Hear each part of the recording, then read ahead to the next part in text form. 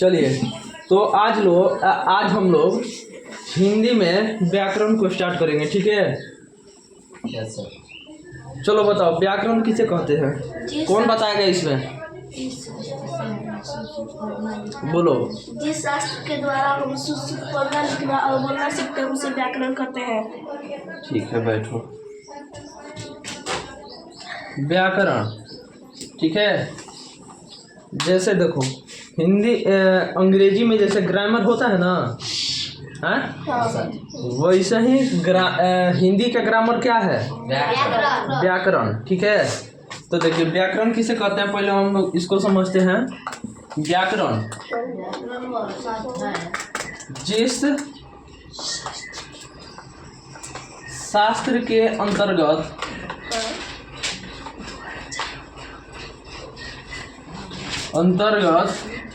हम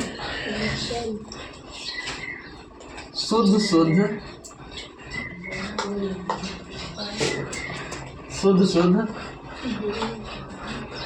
पढ़ना, लिखना और बोलना जानते हैं,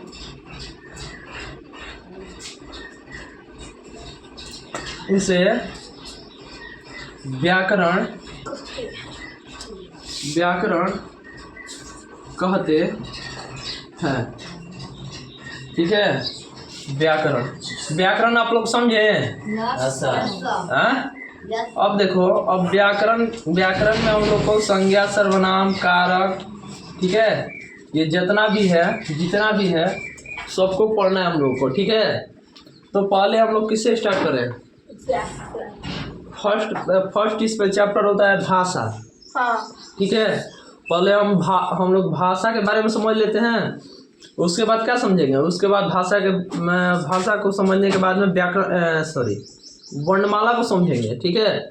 वर्णमाला भी खत्म हो जाएगा, उसके बाद से संज्ञा, सर्वनाम, विशेषण, क्रिया जो भी है उसको हम लोग देखेंगे, ठीक है? व्याकरण के बाद जो होते हैं वर्ण विचार, शब्द विचार, चिन्ह विचार। अच्छा, इसका भेद ही होते हैं ना?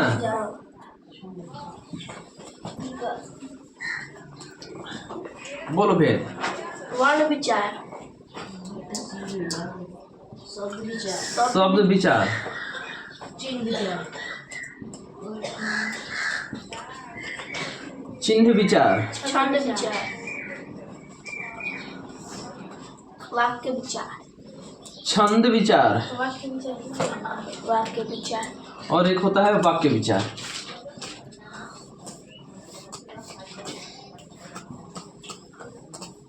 ठीक है, तो पहले हम लोग किसको देखेंगे? वर्ण विचार को, ठीक है? चलिए, इसको जल्दी से एक बार उतारिए आप लोग।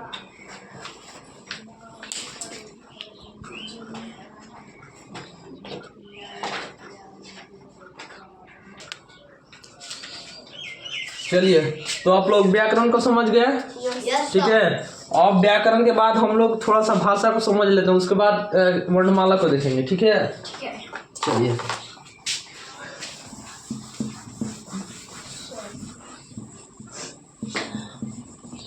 बताओ, भाषा किसे कहते हैं? जिस साधन के द्वारा व्यक्ति अपने साधन। हाँ, जिस साधन। अच्छा, वो साधन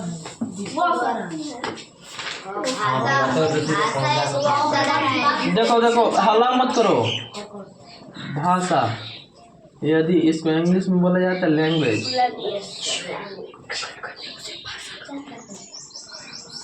ठीक है? भाषा देखिए, भाषा का डेफिनेशन लिख लीजिए। वह माध्यम जिसके द्वारा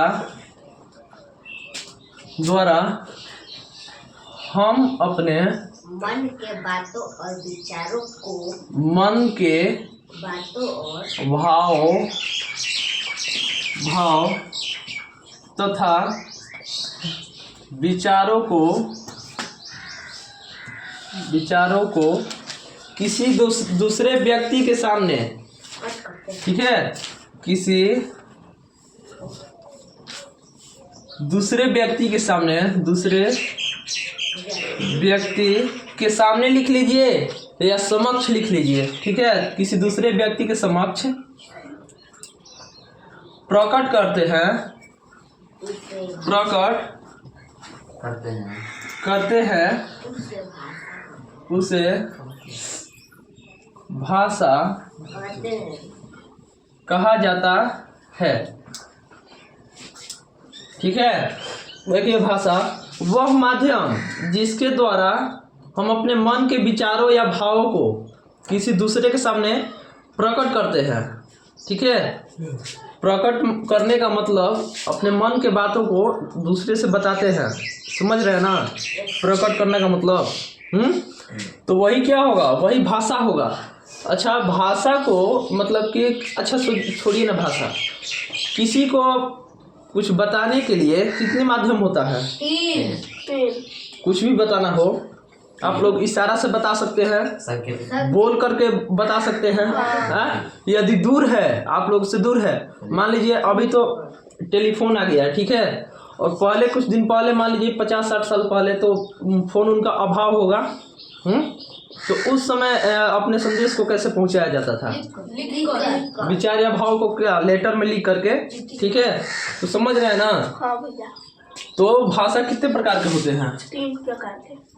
तो लिख लीजिए, भाषा के 3 प्रकार। पहला मौखिक, मौखिक भाषा यानी कि ओरल लैंग्वेज, ओरल लैंग्वेज, ठीक है। दूसरा लिखित भाषा, लिखित भाषा, लिखित भाषा यानी कि रिटेन लैंग्वेज। तीसरा सांकेतिक भाषा, सांकेतिक भाषा, भाषा, ठीक है। इसको हम लोग इंग्लिश में क्या कहेंगे? तो मतलब क्या होता है, दिखाना या संकेत करना। शोवेन लैंग्वेज, क्योंकि इसका मीनिंग और कुछ भी हो सकता है, ठीक है। मतलब कि इसका आप लोग को मीनिंग देख लीजिएगा, इसका मीनिंग दूसरा भी हो सकता है, लेकिन देखिए हम यहाँ पे सुन लिखे, सुन मतलब क्या होता है, दिखाना होता है, ठीक है। इसको आप लोग देख लीजिएगा, LANGUAGE लैंग्वेज। तो इतना आप लोग समझे, जल्दी से इसको उतारिए, उसके बाद हम लोग मौखिक भाषा, लिखित भाषा और सांकेतिक भाषा को समझेंगे, ठीक है।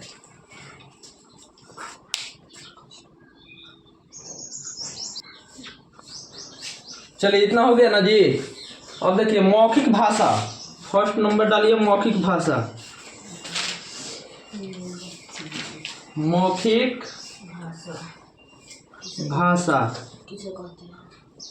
ठीक है। अब बताओ मौखिक भाषा, पीछे से बताओ तो किसे कहेंगे? जिसके साधन, जिस माध्यम या साधन के द्वारा, ऐसे बोलो, वह माध्यम जिसके द्वारा हम अपने मन के बातों और विचारों को लिखकर नहीं, मौखिक है यानी कि बोलकर प्रकट करते, बस सब कुछ वही रहेगा, ठीक है। बस वहाँ पे बोलकर कर देना है, बोलकर प्रकट करते हैं। तो लिखिए सेम वही जैसे है।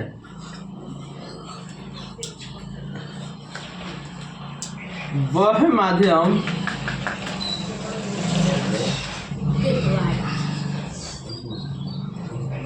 वह माध्यम जिसके द्वारा हम अपने मन के विचारों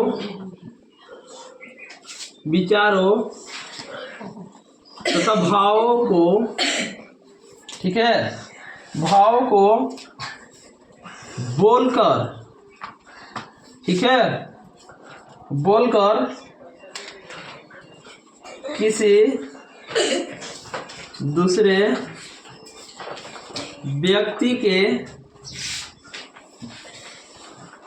समक्ष रखते हैं उसे मौखिक भाषा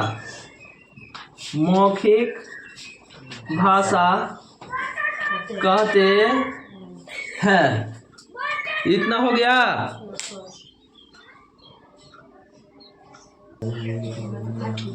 चलिए, तो आप लोग मौखिक भाषा को समझ लेना जी। अब देखिए, लिखित भाषा और सांकेतिक भाषा को हम लोग देखेंगे। परमाणु संख्या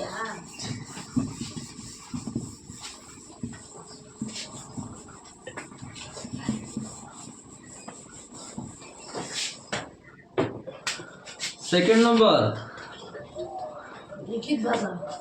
लिखित भाषा ठीक उसी प्रकार ये भी होगा। ठीक है, सॉरी देखिए, इसको और अच्छा से लिखिए, थोड़ा सा सजा करके।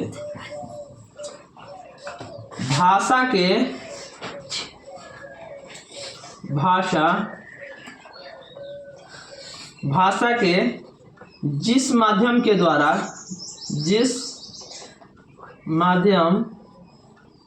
द्वारा ठीक है, अपने विचार,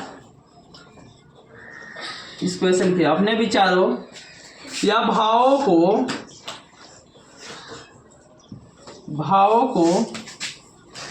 लिखकर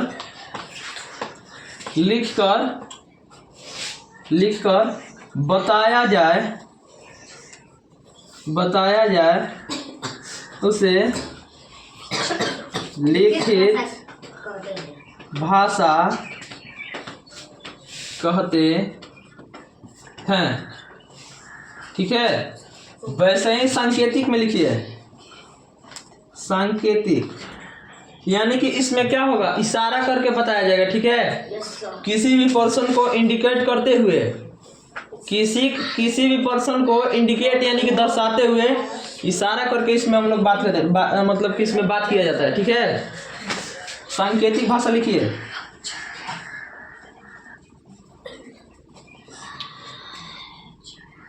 भाषा के जिस माध्यम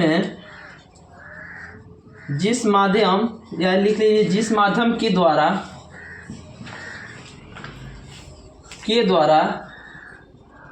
अपने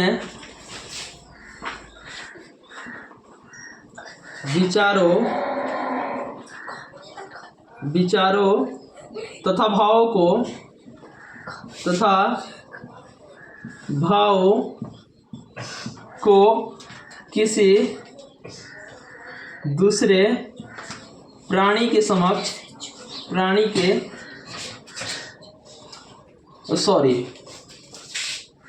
विचारों या भावों को इशारा करते हुए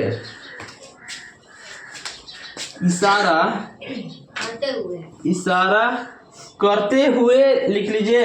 हाँ, ऐसे ही लिख लीजिए ना, नहीं तो लिख लीजिए इशारा के द्वारा। ठीक है, आप लोग को जो बेटर लगे वही लिखिए। इशारा के द्वारा बताया जाए उसे सांकेतिक भाषा कहते हैं। तो आप लोग यहाँ तक समझे अच्छे से? भाषा किसे बोला जाता है? किसे? वो माध्यम जिसके द्वारा अपने मन के भावों तथा विचारों तथा भावों को किसी दूसरे व्यक्ति के समक्ष प्रकट करते हैं, उसे भाषा कहते हैं। अब बताइए, भाषा कितना होता है? 3। मौखिक, लिखित, सांकेतिक। मौखिक जिसमें बोल के बताया जाए तो क्या होगा? मौखिक। लिखित जिसमें लिख करके बताया जाए, ठीक है, जिसमें अपने विचार और भाव को लिख करके दर्शाया जाए या लिख करके बताया जाए, ठीक है। तो उसको हम लोग क्या कहेंगे? लिखित भाषा। संकेत भाषा। सांकेतिक भाषा यानी कि किसी दूसरे व्यक्ति के समक्ष क्या करके इशारा करके दर्शाया जाए या इशारा करके बताया जाए, उसे हम लोग क्या कहेंगे? सांकेतिक भाषा। तो आप लोग व्याकरण को अच्छे से समझे, उसके बाद भाषा को भी आप लोग समझ गए, ठीक है। अब नेक्स्ट वीडियो में हम लोग वर्णमाला को देखेंगे, ठीक है। चलिए आज के लिए इतना ही काफी है।